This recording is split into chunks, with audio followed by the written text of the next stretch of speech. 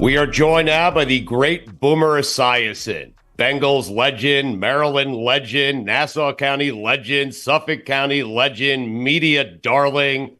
I mean, Boomer Esiason has done it all. He is the co-host, the host of Boomer and Geo morning, 6 to 10 a.m. on WFAN in New York. Boomer, thank you for doing this, man. You know what? It's great to see you guys. I didn't realize it was going to be a packed house like this, Stugotz, but yeah. I look forward to you guys firing questions at me. And I will say this. After talking to you over probably the last 3 weeks a little bit, I'm glad you're not my program director and boss, because you probably would have had me out right on the street with CBS. Oh, wow. Okay, let's go right there, Boomer. Yeah. Were you wow, you got right to it, Booms. I love it. Yeah. Did you feel blindsided by CBS? No, not at all. As a matter of fact, when Sean McManus, who did hire me back in 2022, announced his retirement as CBS Sports chairman, I felt like, it was just a natural thing. I wanted to say something at the Super Bowl. I didn't think it was appropriate. I knew that Phil did not want to retire from this particular show. I was ready. 22 years. I have not had a weekend in 40 years, or back-to-back weekends, I should say, in the fall. So, I mean, for me, it's been a great run. And then on top of all of that, I was able to extend my radio program in the morning with WFAN and Odyssey, and the CBS Sports Network simulcast picked us up for another 2 years. So with all of that happening, I was more than happy to step aside. And I had my time there. I love that seat. I cherish that seat. I cherish talking to football fans every Sunday. But, there comes a time where you got to find some time for yourself. And I think this came at the right time for me, at least. Dan and I have been doing this for 20 years, going to be 20 years in September.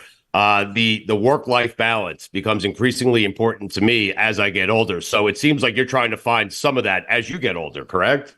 Yeah, and I run my own foundation, and I had people coming to me talking about work-life balance in 2021. That was like the new thing, because basically that means I don't want to show up to work on, say, Fridays and Mondays. And right. I really want to work 3 days a week in the office. And I wasn't down with that. I wasn't like that. I'm always a guy that's a worker bee, so I show up. And I think it's one of the reasons why I lasted so long at CBS. They always could count on me to show up and give good content and not be afraid to say anything that may have been controversial. And I have to say, not one person at CBS, not one boss, not one producer, not one director ever came to me and said, you know what, maybe you should back off with that kind of criticism about a number of controversial topics that we had to deal with in the NFL over the last 20 years. So I love my time there. I have no ill will towards anybody. As a matter of fact, I texted the guy that handles all the lunch for everybody, and I said, you may get a text from me in the middle of the year when I come back to visit for a day. What, for lunch and order? Yeah, exactly. But, I'll tell you, Stugotz, the thing is that, ESPN went through this a couple of years ago. Sure. There's earnings calls in April, at the end of May, or at the end of April, early May. The first quarter of the year is down, and next thing they know, they're talking to Wall Street journalists, and they want to make sure that when they do let go of people like Jeff Van Gundy or Mark Jackson or somebody like that, it's in the headlines because it looks like they are shedding salaries, when in actuality, mine and Phil's salary was up. Like, we didn't have a salary. So, right. And our time was up. So I think that we got some headlines negative, but that's just part of the course in this business. I'm certain they're paying Matt Ryan a lot, and JJ, by the way. Well, Matt had already been on the team, and so was JJ. And both of those guys are going to be great. I called Matt Ryan, and he said, can I call you in the summer? I really want to talk to you about, what it means to be on the show and everything. And I said, Matt, there's only really one thing. You're eloquent enough. You're loquacious enough. You look good. You dress great. You're really knowledgeable. You are contemporary, so a little bit more contemporary than I am, of course. And you want to know something? But the most important thing about sitting in that chair is that the people that are watching you on a Sunday need to know that you love to be there. Right. Don't ever get bored with the job. If you get bored with the job, then you should leave. But at the end of the day, you got to love that job, because the people watching will know if you don't. Go ahead, Billy. Terrible advice, Boomer. I feel like you need to go there. You need to tell him the wrong thing. You need to pull a Jay Leno, like what he did with Conan. You tell him like horrible things to do so everyone immediately rejects him. Bingo. And then like week 3, they're like, we need to bring back Boomer and Phil. Like this just is not working. On a bigger salary. Mm-hmm. Exactly right. A much bigger salary. Exactly. Maybe I can actually even insult them the way that Pat McAfee insulted Norrie Williamson and get even more money and more power and more control. Right. But, I'm not, I went through that way back when, guys, when I got fired by ABC Monday Night Football after 2 years in a booth. And I said some very choice things back then. I'm a little bit older now, a little bit more seasoned. And I had a great run at CBS, so I really have nothing to bitch and complain about these days. I don't think the McAfee strategy would work at CBS, but I'll tell you where it will work, WFAN. I mean, you can do whatever the hell you want there. But you want to work 3 days a week, work 3 days a week, boom. The amazing thing I'll is... take the other 2, by the way. I mean, just so you know. I want your guys to know this, that, when you were up for the job and Gio was telling me it was you and everything, and I'm talking to Olivero, who is obviously the market manager, and he's the guy ultimately that's going to decide who the next PD was. And when he told me your name, I was like, wow, that's pretty cool, right? Because you'd bring some gravitas to the position, much like Spike Eskin did. And then I started to think, wait a minute, he likes being on the air. And maybe he is buying into this nonsense that Craig Carton had said right before he left to go to FS1, and that is Boomer's going to retire in 2 years.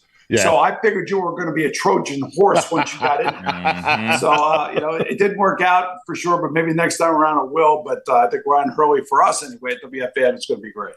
But of all the media seats you've had, that's the one you covet the most. That's the one that means the most to you, right?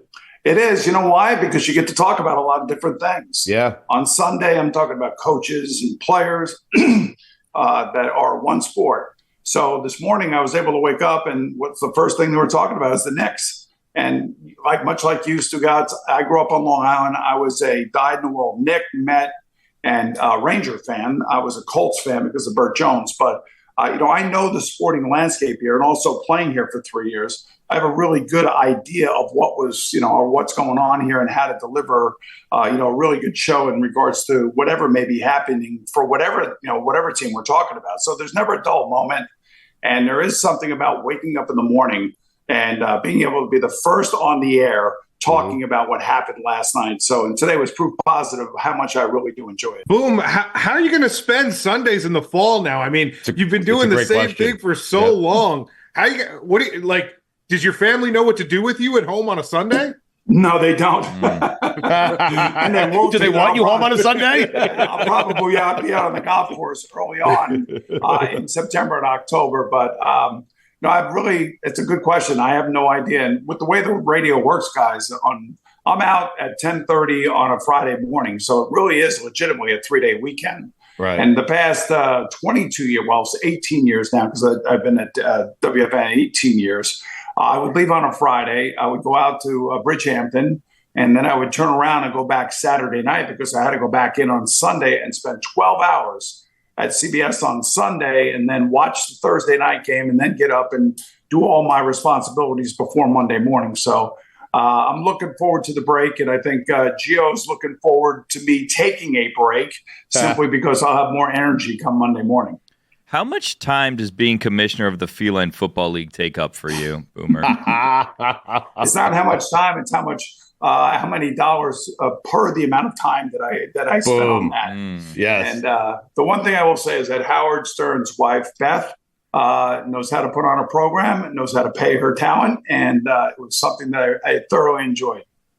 I mean, this is Golick all over again. I mean, we make fun of Golick because he goes down Radio Row and he's selling beef jerky on one side of Radio Row, and then he's selling diabetes medication going down the other side of Radio Row. That's great. I love that. The interesting thing is, you got to remember, when I started in this business back in 1998, I think I left the Cardinals making $750,000. Not that, I'm not trying to embarrass anybody, but, both J.J. Watt and all these guys and all the different new personalities that are coming into our business. These guys have made hundreds of millions of dollars. I think Matt Ryan has made over $320 million. Man. So, what this does, it gives them an opportunity to stay within the game without having to coach, stay close to the game. And this is one of the reasons why I did it. And it also gave me an amazing platform to tell our CF story, which is really another miracle that my son is at the age of 33 and living a great life now. I want to talk about that, and we will at the very end of this, Boomer. But I'm wondering, do you like today's NFL? It's changed so much since you were playing, and I'm wondering, do you like today's product? I do. I like the athletes. I love the wide receivers. I mean, I love the passing game. You know, the top end of the NFL, when you watch some of these quarterbacks play, and I think it's smart that we protect them. They didn't protect us, and I have no gripes against any of that. I mean, we played a different type of game, and our numbers reflect that. And I was talking to Frank the Tank, of all people, at Barstool, and he's a huge, Dan Marino fan. And he goes, "Man, could you imagine if Dan Marino played today?" And I'm like, "No, what about me, Frank? How about if I play today?" So, I mean, I love the game, and I know that the game is faster. I think the game is faster. It's just as physical, if not more physical. And if you've never stood on an NFL sideline, if you get the chance to do it, you have to do it, because you'll understand exactly why the rules are the way they are to keep somebody from killing somebody on the field. Billy, are you laughing at Frank the Tank, not asking about booms? No, I love Frank the Tank, honestly. Anything surprised you about the draft? Any picks you were like, what the fuck is that team doing? All right, so I was a big Michael Penix guy. About 2 years ago, I was watching a late-night game, and they were playing somebody, and he was awesome. And I came in on Sunday morning, and Phil Simms kind of knows all these guys. He's really into the younger quarterbacks and watching them develop. And he and his son, Matt, run a quarterback camp, and they help kids, try to find different colleges. So he's really knowledgeable about these people. And I said, man, I just saw this left-handed kid that played for Washington last night, Michael Penix Jr. I mean, he was amazing.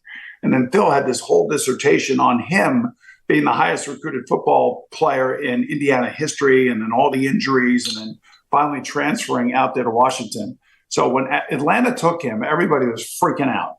And I was not, because I'll compare it to the Green Bay situation when they drafted Jordan Love. They know that Kirk Cousins has probably 2, maybe 3 years left, and they know that this kid is pretty special. And Raheem Morris was out there with the Rams, and he watched, Matthew Stafford throw the football. He's one of the best throwers of the football that we've ever seen.